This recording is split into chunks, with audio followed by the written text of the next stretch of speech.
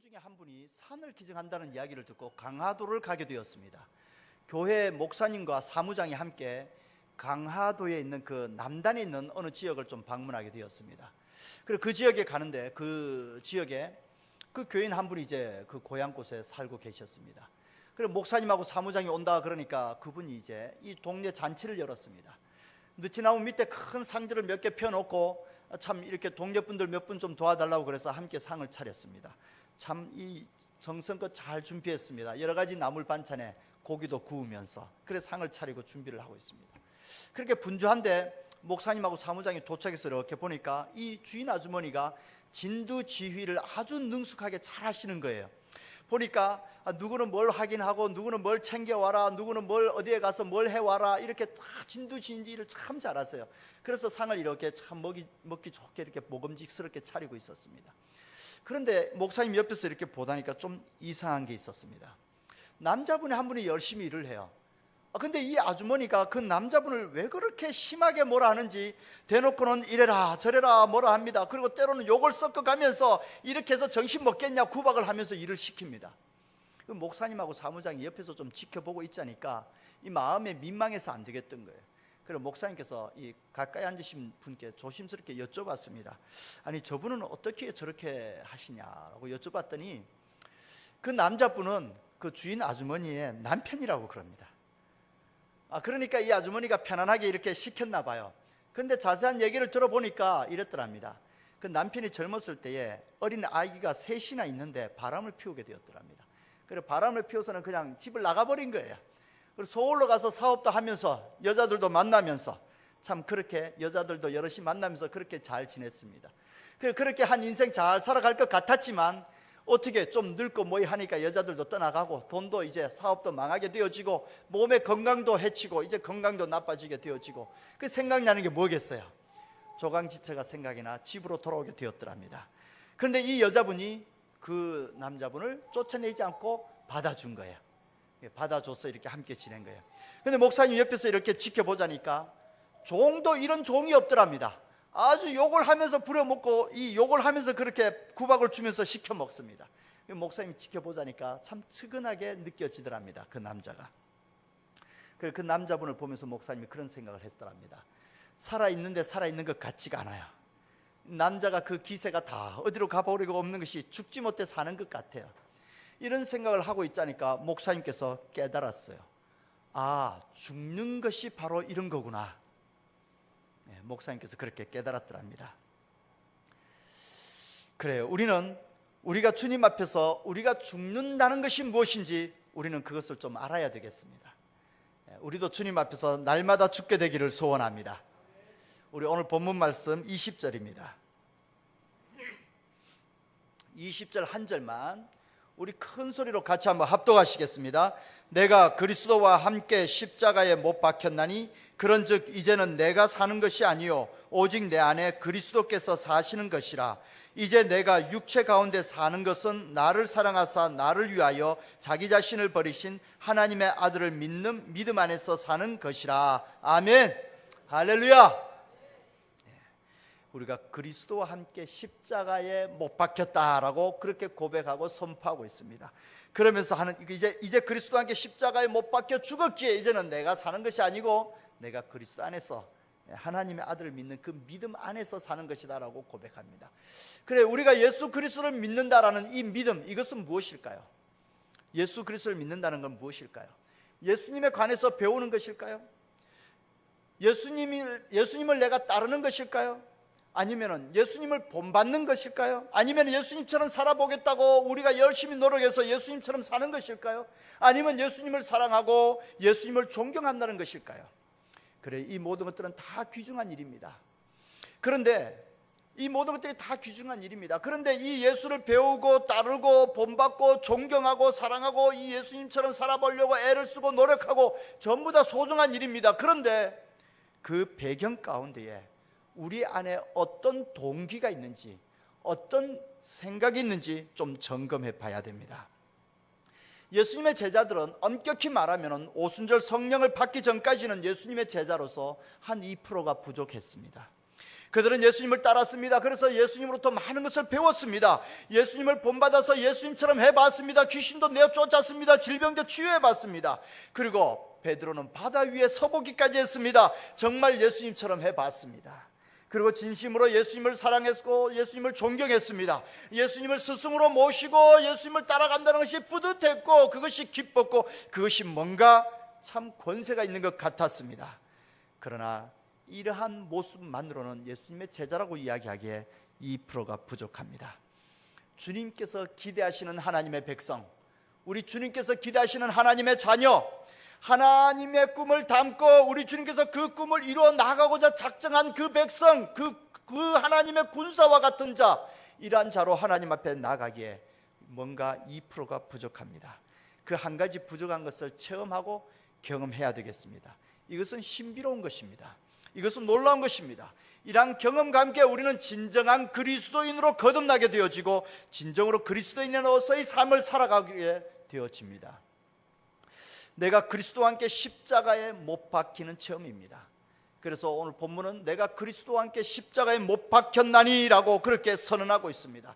우리의 믿음의 동기는 여기에서 출발하는 겁니다. 내가 죽어야 돼요. 내가 죽어야 정상인데 내가 죽지 않은 겁니다. 내가 죽어야 할 내가 죽지 않고 살아있는 것은 내가 죽어야 할 그 자리, 그 십자가의 자리에 내가 있지 않냐고 그리스도께서 계셨던 겁니다. 그래서 그리스도께서 죽으신 거예요. 그래, 내가 죽어야 할 자리에 서 있어야 되는데 이 자리를 나를 밀쳐내고 그리스도께서 그 십자가에 서셔서 죽으셨습니다. 우리는 그 신앙 고백, 그 체험이 우리 가운데 있어야 되겠습니다. 이 십자가라는 것은 하나님의 사랑입니다. 그래서 우리 기독교는 이 한마디로 말하면 사랑의 종교다, 사랑이다 라고 그렇게 이야기를 합니다. 저희는 딸이 셋이 있고 늦둥이 아들이 하나 있습니다. 근데 이 딸들을 좀 키우다 보니까요, 이 딸들이 어릴 때 자라면서 저한테 그런 말을 합니다. 아빠 나 사랑해? 그럼 아빠 사랑하지. 우리 딸들 얼마나 사랑하는데. 그럼 나 용돈 줘. 아빠 나 사랑해? 그럼 사랑하지. 그럼 나 뭐 사줘. 아이들이 이렇게 요구를 해요. 참. 그거 뭐라고 그래요? 야 임마! 그러면서 이제 뭐라 하죠. 웃으면서 뭐라 하고 그러죠. 그거 안 해줘도 아빠 사랑해. 뭐 그거 해준다고 사랑하고 그거 안 해주면 사랑 안 하고 그런 거 아니야. 뭐 설명을 하고 얘기를 하지만 제대로 못 알아듣는 것 같습니다. 다음에는 이 딸들이 괴가 생겼는지 이번에는 역으로 묻습니다. 이렇게 물어와요. 아빠 나 안 사랑하지? 아니 사랑해. 아빠가 왜 우리 딸들 안 사랑해? 아빠가 얼마나 사랑하는데. 그런데 왜 나 용돈 안 줘? 그런데 왜 나 이거 안 사줘? 그거 뭐라 그러겠어요? 돈이 있어야 돈을 주지. 그 뭐라고 이야기해도 설명도 안 되고 이해도 못할 것 같고 결국에는 뭐라 그래? 야 임마 너도 커보면 알아.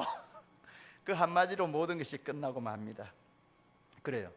부모는 다 이유가 있는데 이걸 설명해줘도 못 알아들어요. 이건 뭐 설명해줘도 힘들어요. 그러니까 결국에는 야 너도 커보면 알아. 그리고 체념하고 맙니다. 그래요. 이 자식들이 커서 결혼하고 또 자기 자식을 낳아서 키워봐야 부모의 심정을 안다고들 합니다. 그런데 우리의 신앙도 이와 비슷합니다. 우리의 신앙이 정말 이와 똑같습니다. 하나님은 나를 사랑하신다면서 왜 내가 하는 일이 잘 안 되는 거야? 하나님은 나와 함께 한다면서 왜 내가 하는 일마다 이 모양이지? 아니 하나님은 내 기도를 들으시는 거야 안 들으시는 거야? 내가 이렇게 기도해도 왜 이거는 풀어주지 않는 거지? 이렇게 하나님 앞에 하소연을 하고 이야기하는 것이 그 딸들의 이야기와 똑같은 거예요. 그렇게 이야기하다가 지쳐서 때로는 이야기합니다. 때로는 이 속으로 생각해 봅니다.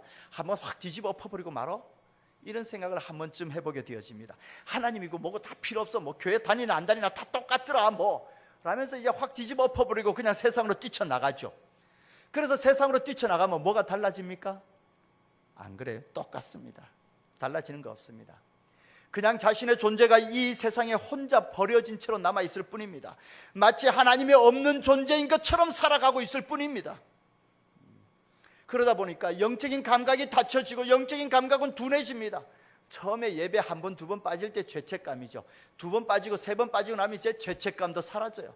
영적인 감각이 다 사라지게 되어집니다. 그러니까 어떻게 육적 감각을 가지고 살아가죠. 그 육적 감각을 가지고 살아가니까 우리가 가지고 있는 죄의 기준과 달라요. 우리는 하나님의 말씀에 비추어서 죄라고 생각하지만 자기는 그냥 나 양심에 찔리지 일만 하면 되지 뭐, 내가 양심에 거리끼지 않는 일만 하면 되지 뭐, 이러면서 살아가고 있습니다. 하나님은 없는 존재가 육적 감각으로 살아가는 것과 같습니다. 이제 그렇게 살아가다가 이제 영적인 감각에 갈급함을 느끼게 되어집니다. 어느 순간에 한계에 부딪히든지 문제에 봉착하게 되어지면 어느 순간에 이제 영적인 감각에 갈급함을 느끼고 기갈을 느낍니다. 그러면서 하나님을 한 번쯤 생각하죠. 마치 부모를 이해하지 못하는 아이가 부모에게 때를 쓰면서 그렇게 나 사랑한다면서 왜 안 해줘? 라고 요구하던 이 아이가 이제 커서 자녀를 낳아서 키워보면서 참 이게 여러 가지 상황이 있고 형편이 있구나, 그걸 뒤늦게 깨달은 것처럼 하나님은 없는 존재인 것처럼 살아가다가 이제 뒤늦게 깨닫고 하나님 앞에 돌아오게 되는 거죠. 그래요. 우리는 십자가 앞에서 날마다 죽어야 되겠습니다. 십자가 앞에서 죽어야 하는 우리가 죽지 아니하니까 하나님을 이해하지 못하는 겁니다. 그러고서 왜 내가 하는 일이 제대로 안 되냐라고 그렇게 요구하고 있습니다. 십자가 앞에서 죽어야 할 이 심령이 죽지 아니하고 끝까지 살아서 발버둥치다 보니까 성도의 길이 어떤 것인지, 하나님의 자녀의 삶이 어떤 것인지 이해하지 못하고 그 길을 걸어가지 못합니다. 그래서 교회 다니나 안 다니나 다 똑같네라고 그렇게 엉뚱한 이야기를 하게 됩니다. 십자가 앞에서 죽어야 할 자가 죽지 아니하니까 하나님의 하나님 되심을 인정하지 못하는 겁니다. 그래서 하나님이나 우상이나 다 거가 거긴 줄 알고 똑같이 취급하고 똑같이 여기고 있습니다.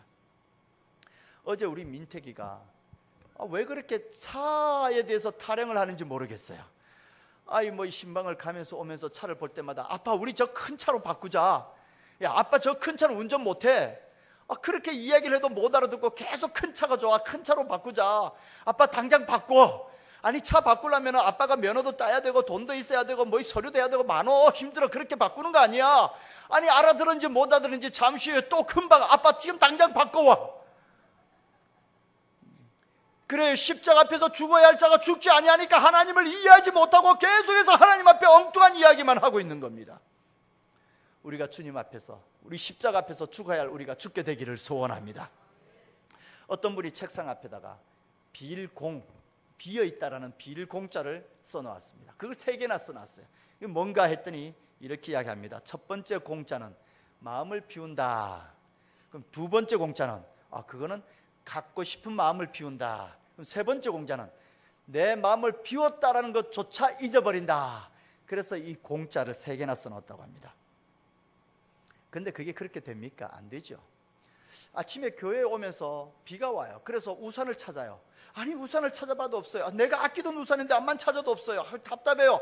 이러다 예배 늦겠다. 예배 시간도 지각하고 분주하게 찾다가 결국에는 포기하고 구석에 박혀있는 버리려고 했던 우산, 버릴까 말까 망설이던 우산을 끄집어냈습니다.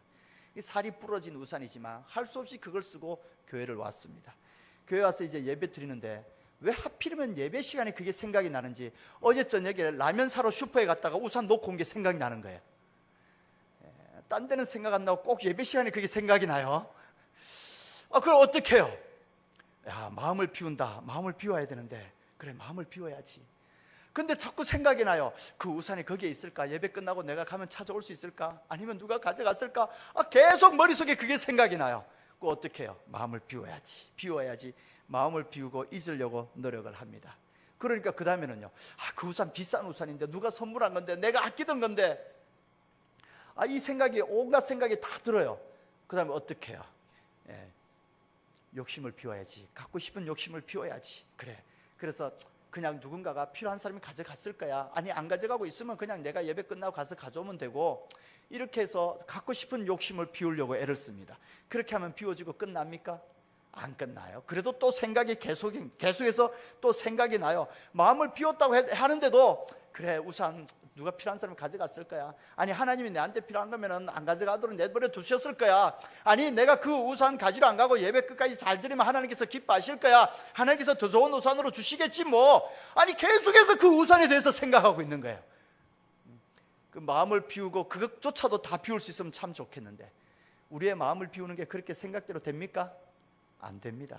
결코 뜻대로 그렇게 되지 않습니다.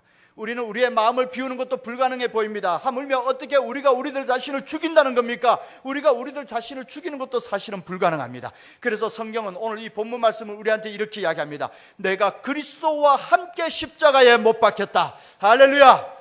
그래, 우리는 우리들 자신을 죽이는 게 불가능합니다. 그래서 그리스도와 함께 십자가에 못 박히는 겁니다. 아니, 내가 내 안에 남아있는 이 죄의 값을 내가 치부를 능력이 없습니다. 이 죄 가운데 있는 내가 내 자신을 구원할 능력이 없습니다. 그래서 그리스도와 함께 십자가에 못 박혀야 하는 것입니다. 그리스도께서 내가 죄인으로서 내가 서 있어야 할 그 십자가의 자리에 그리스도께서 대신 서신 것입니다. 할렐루야. 죽음에는 두 종류가 있습니다. 두 가지 종류의 죽음이 있습니다. 하나는 율법적인 죽음이고 하나는 은혜의 죽음입니다. 율법적인 죽음은 좀 이렇게 한번 비유를 좀 들어보겠습니다. 아이가 공놀이를 하다가 유리창을 깨버렸어요. 그래서 이제 걱정이 돼요. 엄마 아빠가 오면 큰일 났어. 이제 이 유리창 깨진 거 보고 혼낼 텐데 큰일 났어요. 이제 그거 어떻게 해요? 심히 두려워요. 심히 두려워요. 두려운 가운데 걱정하면서 마음을 조마조마하고 있어요.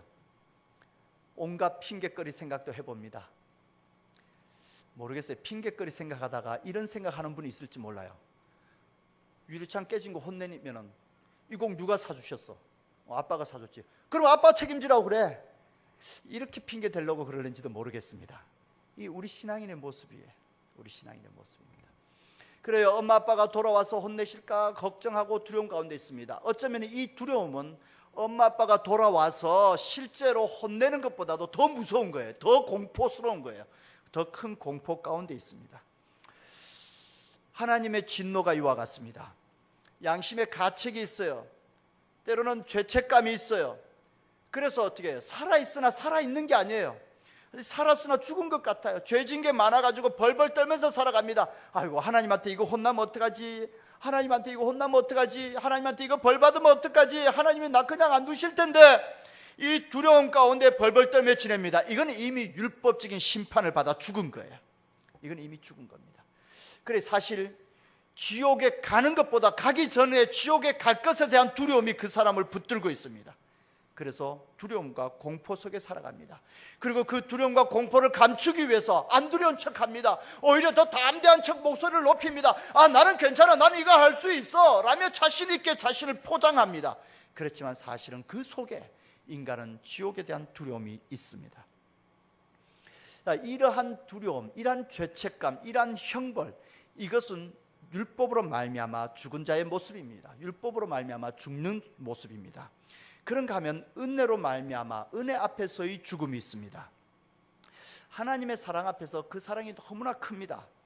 내가 받은 사랑이 실제 내가 받을 수 있는 수준이 아닙니다. 내가 감당할 수 있는 수준이 아니에요. 그 큰 사랑을 내가 받았습니다. 이것은 마치 아이가 이제 유리창을 깨놓고 막 혼날까 봐 심히 두려운 가운데 있어요. 벌벌 떨고 있어요. 어떻게 핑계를 대지? 온갖 생각을 하고 있어요. 그것 때문에 도대체 아무것도 못하겠어요. 아니, 숙제하고 있으면 엄마 아빠가 와서 좀 덜 혼낼까? 앉아서 책상에 앉아갖고 숙제합니다. 그렇지만 숙제가 되나요? 그냥 숙제하는 척만 하고 있는 거죠. 그 심령에 이렇게 두려운 가운데 있습니다. 그런데 엄마 아빠가 돌아왔어요. 돌아와서 유리 깨진 것을 보고 이거 누가 깼어? 조심스럽게 그만 제가 실수해서 이렇게 엄마 아빠가 전혀 혼내지 않아요. 그리고 엄마 아빠가 그것을 깨끗이 치우면서 다음부터는 좀 조심해라 이렇게 이야기합니다. 아니, 잔뜩 혼날 것 생각하면서 두려운 가운데 있었고 매 맞을 것 생각하면서 바짝 긴장하고 있었는데 정작 부모님이 전혀 혼내지 않냐고 오히려 용서해주고 오히려 따뜻하게 맞아줍니다. 그때 이 아이의 마음은 어떻겠어요? 놀라는 거예요. 그리고 이게 뭐지? 이거 혼나야 되는데 혼나지 않으니까 이게 오히려 더 이상한 거예요. 그래요. 이 순간만은 이 아이는 반찬투정하지 않습니다. 이 순간만은 이 아이는 심부름 보내면 딴소리 안 하고 예 그러고 심부름 갔다 옵니다. 물론 시간이 좀 흐르고 나면 또 투정하고 또 딴소리하고 그렇게 하겠지만 적어도 이 순간만은 용서받은 그 감격이 있는 그 순간만은 반찬투정도 하지 않습니다. 심부름도 잘 갑니다. 예, 그와 같습니다. 하나님께서 십자가로 우리의 죄를 대속하시고 나에게 죄값을 묻지 않으시고 용서해 줍니다. 이 큰 사랑 앞에 서고 보니까 용서받은 자의 감격이 있습니다. 용서받은 자의 기쁨이 있습니다. 이 순간만은 불평불만할 수가 없는 겁니다. 이 순간만은 내가 사는 집이 초가집 같아도 감사한 겁니다. 이 순간만은 반찬이 보잘것 없어도 먹을 게 있다는 것만으로도 감사한 겁니다. 할렐루야. 모든 것이 하나님의 은혜입니다. 이렇게 은혜에 감사하는 순간 나 자신이, 불평불만하던 나 자신이 사라지는 겁니다. 이 나 자신이 죽는 겁니다. 이것이 은혜에 의해 가지고 은혜로 말미암아 내가 죽는 겁니다. 은혜로 말미암아 나의 감정이 사라지는 거고, 은혜로 말미암아 나의 욕망이 사라지고, 은혜로 말미암아 나의 불평불만이 사라지고, 은혜로 말미암아 나의 투정이 사라지는 겁니다. 이것이 십자가에서 우리들 자신이 죽는 겁니다. 우리가 이 사실을 기억하고 우리가 날마다 십자가 앞에서 우리들 자신이 죽는 것을 경험하는 자리 나아가게 되기를 소원합니다. 우리가 그것을 경험해야, 그때라야 진짜 하나님의 사랑을 알고 그 사랑 가운데 나아가는 신앙인이 되는 겁니다. 탕자 이야기 우리는 참 잘 알고 있습니다. 이 아버지가 돌아가실 때라야 뭐 이 재산을 나눠주시오, 나한테 돌아올 재산을 주시오라고 요구를 하죠. 아버지가 살아계신데 이 둘째 아들이 재산을 나눠달라고, 자기한테 돌아올 분깃을 달라고 요구하더니 결국에는 빼앗다시피 그 절반을 나눴습니다. 그리고 그것을 가지고 먼 길을 떠나 자기 하고 싶은 대로 하면서 그것을 다 방탕하고 이제는 알거지가 되어버리고 말았습니다. 이 아들이, 이 둘째 아들이 참 이 거지가 되어서 빌어먹으려고 해도 빌어먹을 데도 없고, 일하려고 해도 일거리도 없고, 참 어려운 가운데서 아버지를 생각합니다. 아버지 집에 돌아가면 적어도 먹고 살 수는 있을 텐데, 아무리 생각해봐도 내가 아들로서 도저히 돌아갈 수가 없어요. 말이 안 되는 거예요. 아들로 돌아간다는 건 있을 수 없는 일이에요.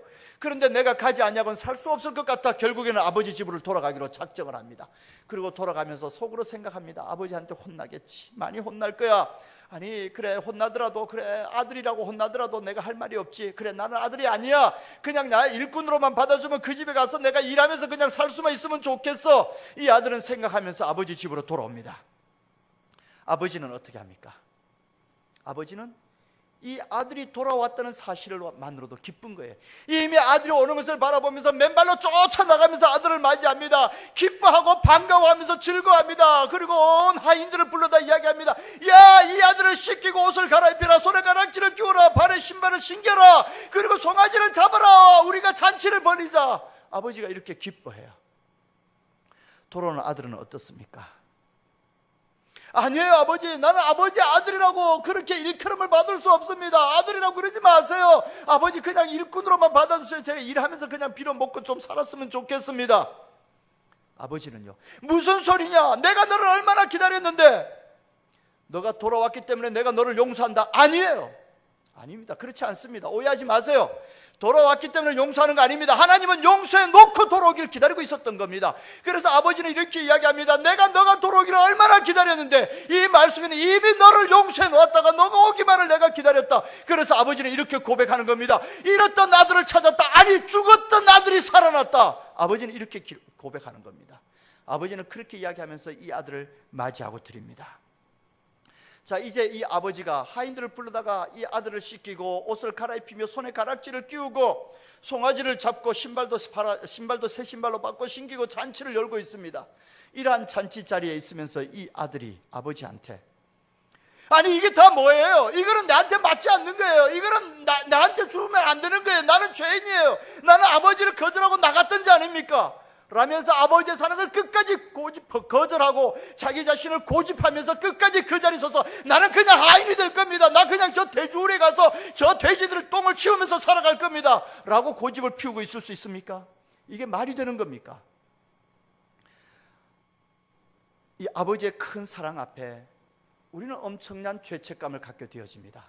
그러나 그렇다고 해서 우리들의 존재를 여전히 그 죄책감으로 말미암아 아버지께서 베푸는 그 사랑의 자리에 서지 않냐고 여전히 우리를 죄인의 모습으로 묶어놓을 수 있습니까? 그럴 수 없습니다. 아들이 나는 아들로서 자격이 없습니다 라고 이야기하며 자신을 그렇게 이 죄로서 자신을 묶어놓고 아버지의 사랑을 거절하며 그 자리에 선다는 것은 율법적인 죽음입니다. 그러나 하나님은 그것을 넘어서서 하나님의 은혜, 사랑으로 인도하기를 원합니다. 자격과 상관이 없습니다. 무슨 자격을 갖췄느냐, 무슨 능력이 있느냐, 얼마나 많은 재산을 가지고 돌아왔느냐 다 상관없습니다. 오직 아버지가 아들을 사랑한다는 것뿐입니다. 그것만 있으면 됩니다. 하나님은 그래서 예수 그리스도로 십자가를 지게 하셨습니다. 이 예수 그리스도의 십자가 앞에서 나라는 존재는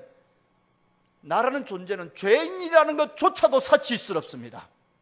이러한 우리가 하나님 앞에서 무슨 자존심이 있으며 무슨 체면이 있으며 무슨 의로움이 있겠습니까? 아무것도 없습니다. 그냥 감사할 뿐입니다. 이 은혜의 관계, 이 은혜 앞에 날마다 죽는 저와 여러분이 되기를 소원합니다.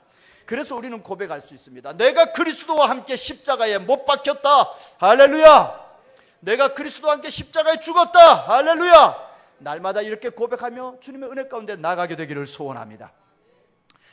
이 한국 교회사 가운데에 김익두 목사님이라고 계십니다. 아주 유명한 목사님이십니다. 이분은 깡패입니다. 키도 크고 손도 큼직합니다. 힘도 굉장히 세신 분입니다. 참으로 이분이 깡패로서 한양을 주름 잡던 분이신데 이분이 예수님 믿고 목사가 되셨습니다. 그래서 이제 부흥회를 다니고 전도를 다니면서 걸어서 산을 넘어 다니면서 부흥회 집회를 인도하십니다. 한 번은 목사님께서 이 산을 넘어가면서 부지런히 산을 올라갔습니다. 그리고 산 정상에 올라가서 좀 앉아서 바람을 쐬고 있었습니다. 그렇게 좀 바람을 쐬다니까 한 젊은 청년이 술이 취해가지고서 씩씩거리면서 올라옵니다. 씩씩거리면서 올라오더니 막대기를 하나 주더니 이 김익두 목사님을 마구 두들겨 패더랍니다. 그러면서 하는 얘기가 너가 왜 나보다 먼저 올라왔어? 누가 먼저 가라 그랬어? 라며 이 김익두 목사님을 한참을 두들겨 패더랍니다. 씩씩거리면서 숨이 차면서 두들겨 패더랍니다. 김익두 목사님이 아무 소리 안 하고 그냥 맞으셨어요. 이 청년이 때리다가 이제 청년도 지친 거예요. 그래서 이제 이 막대기를 놓고 씩씩거리고 있을 때에 이 김익두 목사님이 손도 크고 힘도 세잖아요. 한 손에 딱 쥐고 흔들어 버렸더랍니다. 그러니까 이 술 기운에 그냥 이 자기 앞서간 김익두 목사님에 대해서 분노를 품고 화를 내면서 술 기운에 그냥 막 막대기를 들고 후들겨 팼는데 그 힘으로 자신을 잡고 흔들어대는 거 한번 딱 경험하니까 술 기운이 확 달아난 거예요. 정신이 번쩍 드는 거예요. 김익두 목사님이 이런 말을 했더랍니다. 예수는 내가 믿고 오늘 너가 복받았다.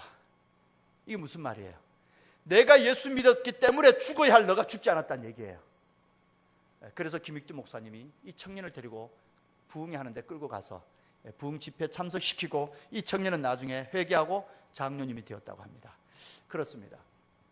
그래, 우리는 아무것도 알지 못하기 때문에 투정을 부리고 불평하며 우리는 알지 못하기 때문에 율법의 자리에 머물고 있습니다. 그러나 오늘 이 본문 말씀 앞에 내가 그리스도와 함께 십자가에 못 박혔다라는 이 말씀 앞에 참으로 나는 내 자신을 죽일 능력조차 없고 이 율법 앞에서 죽어가는데 죄로 말미암아 죽어가는 내 자신을 구원하거나 변화시킬 능력도 없는 우리였지만 예수 그리스도의 십자가로 우리에게 생명의 길을 열어주셨습니다. 그래, 그 십자가를 바라보면서 내가 그리스도와 함께 날마다 죽는다 죽었다라고 고백하며 죽는 자리에 나가게 되기를 소원합니다. 그래요, 이 십자가 아래 감추어진 생명이 있습니다. 우리가 그렇게 죽을 때에 그 자리에 섰을 때에 우리 안에 살아나는 생명의 역사가 있습니다. 날마다 그 생명의 역사를 바라보는 저와 여러분이 되기를 주님의 이름으로 축원합니다. 기도드립니다.